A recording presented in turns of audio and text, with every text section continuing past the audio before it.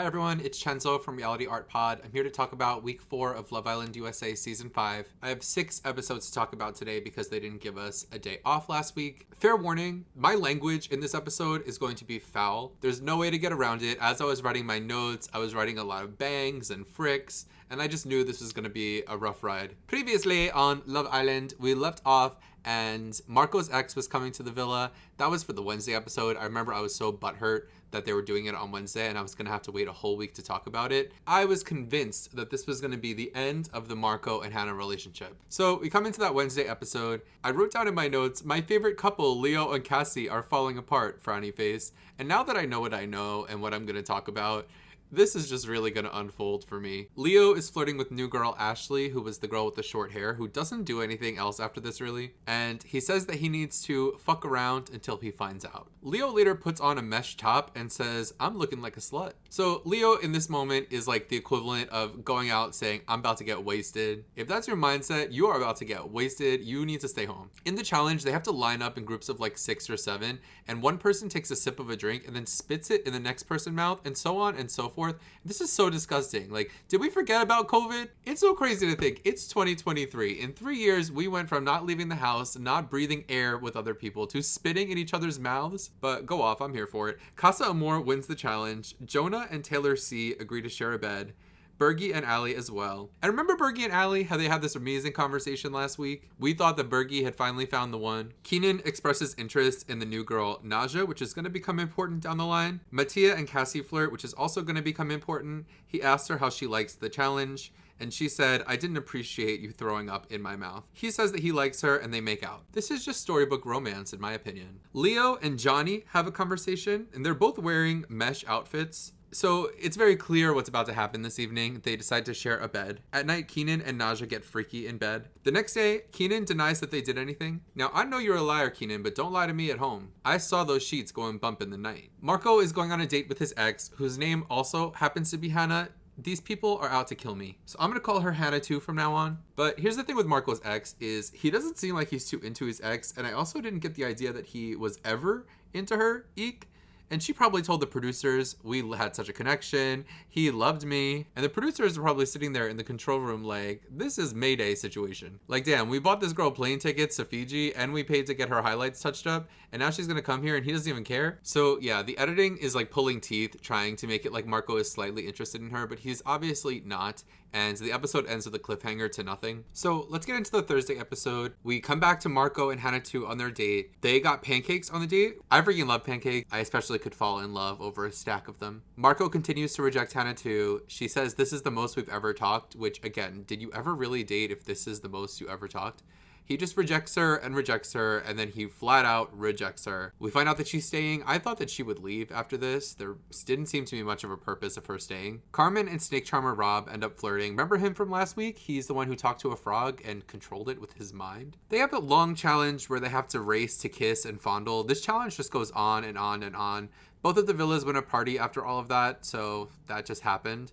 At Casa, the girls and guys all wear makeup and rhinestones, and everyone looks great, and then they're padam-padaming. They all dance at both villas. After all that, Leo and Johnny have a pretty good conversation. They end up kissing. Rob tells Carmen that he's only interested in her, but she says that she's 50-50 between him and Kenzo. Bergie and Allie chat, and she says that she's not sure if she's into him, so this just seems to be the end of that. Hannah too tells Marco that she's never been rejected before him, and I get that they're young, but I just don't believe this. Destiny and Zay flirt. Bergie brings Taylor S up to his perch, which seems to be the only place where he has Riz. Taylor S is the third girl who tells Bergie that her love language is acts of service, so I got the vibe that she really was entertaining him so that he would make her coffee and do things for her. Mike and Deja have their first kiss. Imani and Kyle also kiss. These things don't really matter in the moment, but I guess they matter long-term enough to talk about them. Cassie and Mattia go to the bedroom and have a pretty nice conversation. It's interesting anytime Hannah and Carmen are just talking as friends because they seem to have the entire house mapped out in their heads. They know who likes who, they know who's cheating on who, they even know what's happening in the villa that they're not at. Keenan and Naja are flirting on a couch, and he announces that he is erect. My God, He stands up and then she says, "Let me feel it. Nausea." So nausea in all caps with exclamation points is the last thing that I wrote in my Thursday notes. But also, you go girl. This Friday episode was pretty uneventful. They get to send two couples to the hideaway. Zay and Destiny and Bergie and Taylor S are picked. Right away, Zay goes to grab water and Destiny falls asleep. And then he comes back and it's kind of funny that he's like, "Destiny, hello." And she's sleeping. Bergie and Taylor S go to the other hideaway. She puts him in handcuffs and straddles him and kisses him. This all escalates very quickly. Back in the house, Naja and Keenan are getting freaky again, and so are Johnny and Leonardo, who fully bang. The next day, Destiny wakes up well rested and happy. Leo is exhausted and seemingly very hungover. Johnny tells her friends that they quote unquote fucked. I was going to say fricked in my video, but it comes up over and over and over again that they fucked. They did not frick, they did not bang. Leo tells Marco, and then Marco tells Kenzo. Leo feels torn and remorseful. It's instantly clear that he regrets what he did the night before. Then Carmen gets a video message on her phone, which they never do at the Casa Amor, and the video exposes Keenan for getting freaky, Marco's ex showing up, and Johnny saying "we fucked," but not saying about who. And this obviously was just the producers trying to create some drama.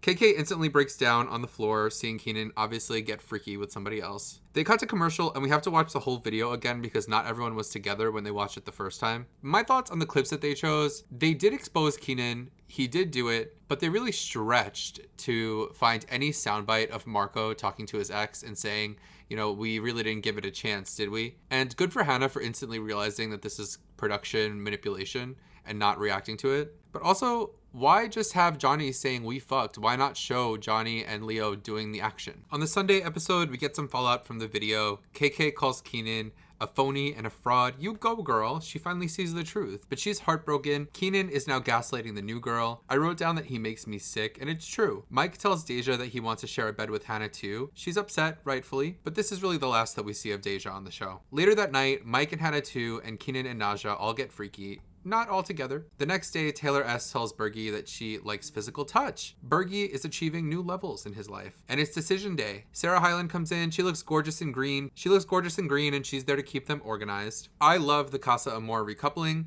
Here are some of the results. Mike chooses to couple up with Hannah too. Jonah couples up with Taylor C. Destiny comes back with Zay. Imani comes back with Kyle. I'm blowing through these because it was very straightforward. I'm trying to get to the juice. Bergie couples up with Taylor S and they all cheer. Kenzo decides to stay coupled up, and then Carmen comes back single. I was kind of expecting her to come back with Rob, but then Kenzo runs to her, and I admit they are a cute couple. Carmen exposes that they got the video, and everyone is shook. Leo decides to recouple with Johnny. When Leo chooses Johnny, the ladies all know that that means that they fucked. Cassie brings back Mattia. Good for her. If she would have come back alone, this would have been much worse for Cassie. She calls Leo disgusting. Marco sticks with Hannah 1. Hannah comes back single. No surprise here. Good for her for not playing the producers' games like I said before. The girls find out that Marco's ex is also named Hannah, and Destiny said, "That's some weird shit." Keenan would like to stick with KK. Damn. And KK also comes back single, but she calls out Keenan and she says that she wants to stay single. On the Monday episode, we're going to get more fallout from Casa. Keenan just starts making excuses to KK.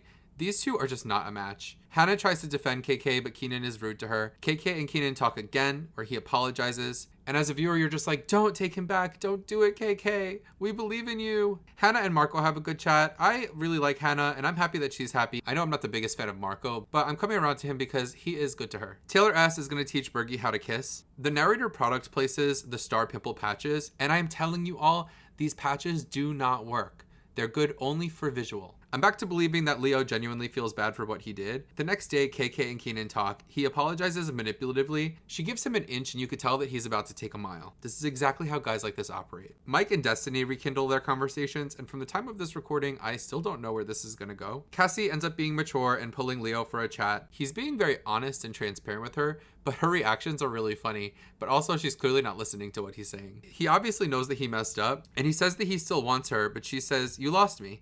And that for me was self-respect from Cassie. And I mentioned in my previous video that she's come a long way from being very insecure to being very self-assured. And this was a good week for her in the way that she carried herself. Leo goes back to Johnny and tells her that he still has feelings for Cassie. And she says she feels stupid. And I feel for her. No one wants to be in that situation. And then onto the Tuesday episode that I just finished watching. At this point, KK is fully back on the Keenan mobile. Keenan is really laying on the charm. The other ladies are concerned from afar. They, just like us, can see that he's obviously just being manipulative. Later that night, Leo and Johnny cuddle in bed while Cassie stares at them. them. Tensions are really high the next day. Keenan says that Leo has a manipulative pattern, which is rich coming from him.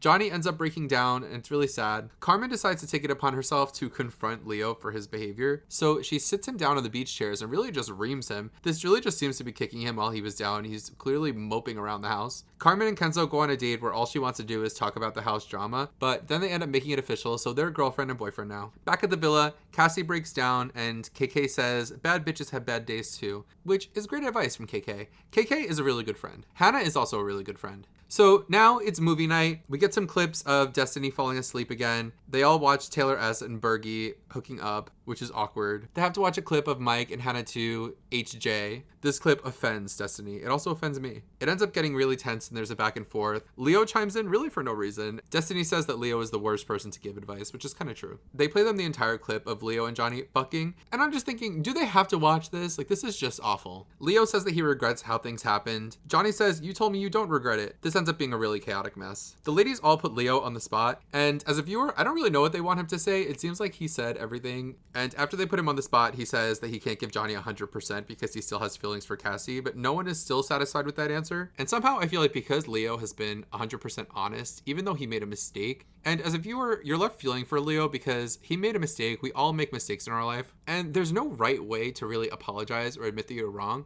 He seems to be taking the first steps to take accountability and truly express that he feels bad for it, but there's really no way to win in that situation. At what point is an apology an apology? So we're left off on a cliffhanger. On the next episode, we're going to get more movie night. They tell us that we have to vote for our favorite Islanders, and the Islanders that are in the bottom are going to be up for elimination. So that's that. I'll be back next Wednesday to talk about week 5. Kind of excited to find out who wins the show. Currently, I don't know who's the frontrunner. I guess Marco and Hannah are the frontrunners to win right now, but I have a feeling that some things might happen to change that. So until then, if you like the video, like it, subscribe, comment if you disagree with me. I would especially like to see in the comments if anyone has an opinion about the Leo Cassie situation, because I'm not really sure what to think about it. I'm really open-minded to new perspectives, so please let me know, and see you next week. Bye.